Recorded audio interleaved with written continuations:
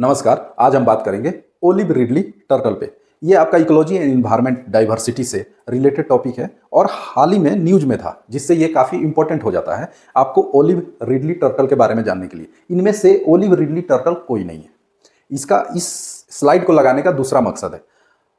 Actually क्या है कि ओलिव रिडली टर्टल का नाम एंशियंट टाइम से, मतलब बहुत पुराने समय से, जो उड़ीसा का सी कोस्ट है, जिसको आप लोग जानते भी होंगे, गहीरमाथा। गहीरमाथा काफ़ी फेमस है इनके नेस्टिंग के लिए। बट यहाँ पे अभी ओलिव रिडली नहीं, हम थोड़ा एक्स्ट्रा इन्फॉर्मेशन के लिए इस पे बात करेंगे। टर्टल जो होते हैं ना, टर्टल और टोर्टवाइज, ये जो है आपका टोर्टवाइज है, ये जो है आपका टर्टल है। तो टर्टल और टोर्टवाइज जो है, इनको अगर जूलॉजिकल क्लासिफिकेशन से देखिएगा तो इनमें कोई अंतर नहीं है। दोनों टुस्टूडी ऑर्डर में एक ही साथ आते हैं, लेकिन इनमें कुछ बेसिक डिफरेंसेस होता है। पहला होता है सेल जो इनका एक्जोस्केलेटन सिस्टम होता है, जो टर्टल का, जो मेरीन इन्वायरमेंट के तरह इवॉल्व हो गया है, मॉडिफाई हो गया है, उसको बोलते हैं स्ट्रीमलाइन्ड शेप। स्ट्रीमलाइन्ड शेप का मतलब होता है फिश लाइक स्ट्रक्चर। तो फिश लाइक स्ट्रक्चर ये आप देख रहे हैं, जिससे इनको स्विम करने में आसानी होती है। क्यों? क्योंकि वो अपना मैक्सिमम जो समय है, मैक्सिमम जो लाइफ स्पेन है टर्टल का, वो मेरीन इन्वायरमेंट या वाटर में अपना गुजारते हैं। जो आपका टोर्टवाइज है, टोर्टवाइज का जो स्कल होता है ना, वो डोम शेप्ड होता है और हाईली सर्कुलर होता है, जिनसे इनके पैर जो हैं, जो भी इनके फुट है, वो इजीली बाहर आपके निकल जाते हैं, जो ये थोड़ा सा चल सकते हैं। मेनली जो टोर्टवाइज होता है वो हर्बीवोर्स होता है, फॉर ऑब्वियस रीजन। कारण है क्योंकि ये किसी को कैप्चर पकड़ के मार नहीं सकता, इसलिए ये प्रेडेशन नहीं कर सकते, क्योंकि ये फास्ट नहीं है। कोई भी चीज़ इनसे ज़्यादा फास्ट है आपका टेरेस्टेरियल और इन्वायरमेंट में। बट ये ओकेजनली ऐसा देखा गया है कि टर्माइट्स और छोटे मोटे इंसेक्ट को ये खा जाते हैं। बट मेनली ये क्या होते हैं? हर्बीवोर्स। ये वेजिटेशन पे सर्वाइव करते हैं। बट टर्टल जो है वो ओमनीवोर्स होता है। इनके जो फूड होते हैं श्रिम्प, मोलस्क। मोलस्क का मतलब होता है सॉफ्ट बॉडी ऑर्गेनिज्म, जिसको ये कंज्यूम करते हैं समुद्र में। ये जो टर्टल है, इसका नाम है लेदरबैक। लेदरबैक टर्टल जो है मेरीन इन्वायरमेंट में, और टर्टल की जितनी भी फैमिली है 5 से 7 है, मतलब स्पेसीज है 5 से 7 जो स्पेसीज है, उसमें सबसे बड़ा होता है। 500 से 600 केजी तक हो सकता है, 6 फीट का उसका लेंथ हो जाता है। और जो सबसे छोटा है वो है स्पेकल्ड सेल्ड टर्टल, जो सिर्फ साउथ अमेरिका में इंडेमिक है, मतलब साउथ अमेरिका को छोड़ करके कहीं नहीं मिलता, सबसे छोटा वाला। टोर्टवाइज में जो टोटल स्पेसीज है ना, वो 49 के करीब है। ये कितना है? 5 से 7। ये कितने हैं? 49 ऑल ओवर द वर्ल्ड। इतना आपको, मतलब बस आपको बेसिक डिफरेंस याद रखना है, इतने जानने की जरूरत नहीं है। अब जो आज का हमारा टॉपिक है, मतलब हमारी जो टॉपिक है वो है ओलिव रिडली टर्टल। जो जितने भी जो टर्टल मेरीन इन्वायरमेंट में आपके मिलते हैं, उसमें ओलिव रिडली जो टर्टल है ना, वो सबसे छोटा होता है। और हमारे लिए इंपॉर्टेंट इसलिए है क्योंकि ये हमारे देश के उड़ीसा के कोस्ट पे ये अपना नेस्ट क्रिएट करते हैं। और नेस्ट क्रिएट मतलब अंडे कौन देगा? तो जाहिर सी बात है फीमेल देगी। फीमेल के बारे में एक इंटरेस्टिंग फैक्ट ये है कि वो वहीं पे अंडे देने जाती है जहाँ पे वो खुद पैदा हुई थी। ये मतलब ये कुदरत का और करिश्मा है कि उनको वो जगह याद रहती है। हर फीमेल वहीं पे अंडे देने जाती है जहाँ पे वो पहली बार खुद, मतलब हैच एक अंडे से निकली थी। तो ओलिव रिडली जो है बेसिकली 3 जगह सी कोस्ट पे आते हैं आपके उड़ीसा के।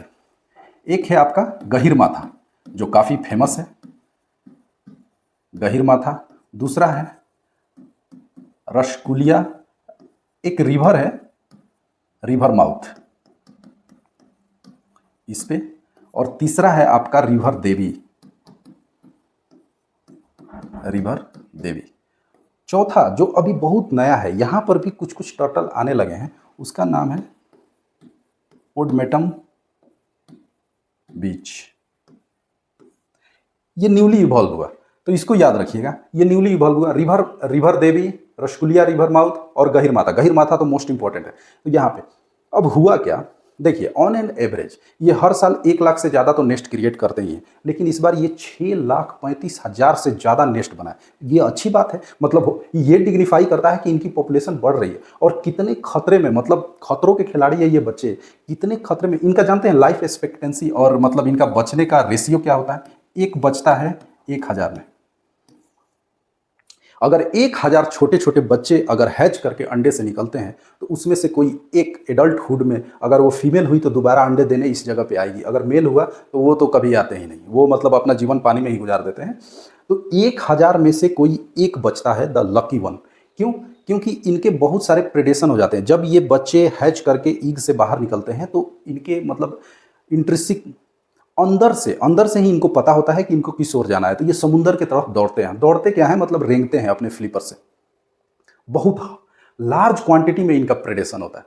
मतलब मॉनिटर लिजार्ड, जो इंडियन गो है, आपके फ्लाइंग बर्ड्स, क्रो, काइट्स, ये सारे, इवन की क्रेब भी दावत उड़ाते हैं। मतलब जो बड़े बड़े क्रेब होते हैं, केकड़े, वो भी पकड़ पकड़ के इनको ले जाता है। तो ये सारे, मतलब इसमें सबसे ज़्यादा रहते हैं फ्लाइंग बर्ड्स, प्रेडेटरी बर्ड्स, जो इनको दावत उड़ाती है। सब बहुत सारे मारे जाते हैं। एक चीज़ और, एक इंटरेस्टिंग फैक्ट है कि इनका सेक्स डिटर्मिनेशन कैसे होता है। तो क्रोकोडाइल में और टर्टल में या टोर्टोइज में इनके ईग का, मतलब नेस्ट का जो टेम्परेचर होता है ना, वो डिसाइड करता है कि मेल होंगे कि फीमेल होंगे। जनरली अगर 40 डिग्री तक अगर टेम्परेचर मेंटेन है इनके नेस्ट का, तो वो मेल होते हैं, उससे नीचे हो तो फीमेल होती है। तो इस तरह से ये अंडे देते हैं। अंडे ये एवरेज में 100 से 120 अंडे देते हैं ऑन एन एवरेज। तो ये हुआ ओलिव रिडली के बारे में। अब इनके कंजर्वेशन, मतलब इनका स्टेटस क्या है, सॉरी एक चीज़ भूल गया मैं, इनका लोकेशन क्या है, हैबिटेट क्या है, डिस्ट्रीब्यूशन कहाँ है। तो ये ट्रॉपिकल सी में ज़्यादा मिलते हैं, मतलब ट्रॉपिकल रीजन में। तो tropical region of Pacific ocean, tropical region of Indian ocean and tropical region of Atlantic ocean. तो ये ट्रॉपिकली मिलते हैं और दुनिया में हर जगह ये जहाँ पे पैदा होते हैं जो फीमेल, वो वहीं पर जा करके अपना ईग ले करती है। भारत सरकार ने अभी इनके कंजर्वेशन के लिए कुछ कदम उठाए हैं और IUCN के लिस्ट में ये वर्नेबल कैटेगरी में है। इनका जो, और क्यों वर्नेबल कैटेगरी में है, तो ये ऑब्वियस रीजन है, मीट के लिए। मतलब जो आदमी है ना, वो इंसान है, लेकिन हम इंसानों को छोड़ करके सारे लोग वर्नेबल ही हैं। मतलब किसी भी ऑर्गेनिज्म को आप देखिएगा तो मीट के लिए, इनके ब्लड के लिए, ऐसा मिथ है कि इनके ब्लड वगैरह लेने से कुछ सेक्सुअल पावर वगैरह बढ़ जाती है, पता नहीं क्या क्या करता है सब। तो ओवर एक्सप्लॉइटेशन वगैरह से ये ज़्यादा, मतलब वर्नेबल स्टेज में आ गए। लेकिन इनके कंजर्वेशन पॉइंट ऑफ व्यू से देखा जाए तो एक शिप होती है, बड़ी सी शिप होती है, और खुद वो एक इंडस्ट्री की तरह होती है, क्योंकि वो मछली कैच भी करती है, उसको प्रिजर्व भी करती है, उनके पीसेस भी बनाती है, और उनका जो भी वेस्ट मटेरियल निकलता है उनको फेंट फाट के फिर वो क्या बोलते हैं, मैन्युफैक्चर कर देती है आपका फिश फूड के लिए। वो कंटिन्यूअस फिशिंग भी करते रहती है और फिशेस जो कैच करती है उसका प्रोसेसिंग भी करते रहती है। उसको बोला जाता है ट्रैवलर्स। वो लार्ज स्केल में फिशिंग करते हैं। तो ट्रैवलर्स जो है ना, इनका एक्सीडेंटल डेथ बहुत ज़्यादा हो जाता था। मतलब वो चाहते नहीं है, उनका इंटेंशन रहता है फिश पकड़ने का, उनका इंटेंशन क्या रहता है, फिश कैच करने का, लेकिन फंस जाते हैं कछुए, टर्टल्स फंस जाते हैं और ये डूब करके मर जाते हैं। देखिए ये पानी में जरूर रहते हैं, पहली बात ये पानी में जरूर रहते हैं, ये अपना सांस 2 घंटा, 6 घंटा, 8 घंटा तक रोक सकते हैं, लेकिन वापस आकर के इनको सांस लेना ही पड़ता है। तो जब ये जाल में ये इंटेंगल्ड हो जाते हैं तो फिर वो सांस ले नहीं पाते, ऊपर नहीं आ पाते, इसलिए उनकी डेथ हो जाती है डूबने से। तो भारत सरकार ने कहा कि जो भी उड़ीसा के सी कोस्ट पे आप फिशिंग करते हो अगर ट्राउलर से, तो आपको टेड लगाना पड़ेगा। अब ये टेड क्या होता है, तो टेड यही होता है, turtle excluding device. Turtle excluding device, इससे क्या होता है कि अगर कोई टर्टल गलती से एक्सीडेंटली जाल में कैप्चर्ड हो गया तो वो उसमें से निकल सकता है खुद से, उसके लिए रास्ता होता है, या फिर कुछ अटैचमेंट लगाया रहता है जिसपे टर्टल ही सिर्फ निकल सकता है और फिशेस और श्रिम्प्स और केकड़े वगैरह उसी में फंसे रह जाते हैं, तो उनका भी नुकसान नहीं होता। एक और है ZSI, zoological survey of India. Zoological survey of India ने इनका रिकॉर्ड रखने के लिए कि कितने टर्टल इस बार नेस्टिंग के लिए आए, मतलब फीमेल टर्टल कितनी नेस्टिंग के लिए आई और दोबारा नेक्स्ट ईयर कितना उसमें से लौट के आई, तो इसके लिए कुछ तो आपको मार्किंग करनी पड़ेगी।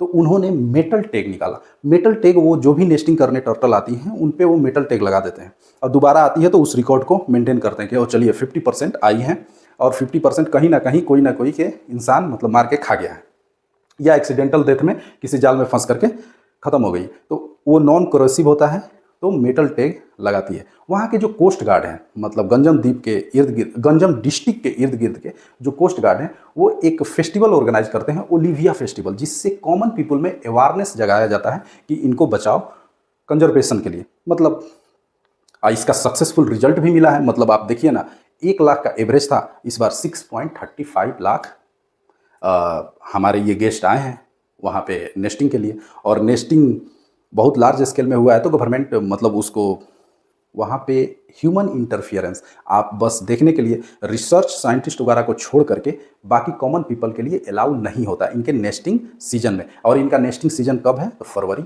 मार्च। फरवरी मार्च में इनका मेन जो है नेस्टिंग सीजन है, फरवरी मार्च। दूसरी बात, एक नेस्ट में एवरेज में कितने अंडे होते हैं? तो 100 से 120 ईग होते हैं। तो हमने आज क्या जाना, टॉर्टोइज क्या होते हैं, टर्टल क्या होते हैं। ओके, सबसे बड़ा टर्टल लेदरबैक, सबसे छोटू स्पेकल्ड सेल टर्टल।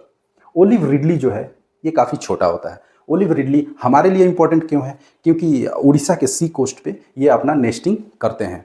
और कौन कौन सी वो जगह है? तो गहिरमाथा, रुष्कलिया रिवर और देवी रिवर के माउथ पे।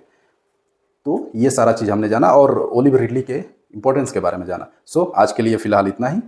कल एक नए टॉपिक के साथ फिर मिलेंगे, तब तक के लिए थैंक यू।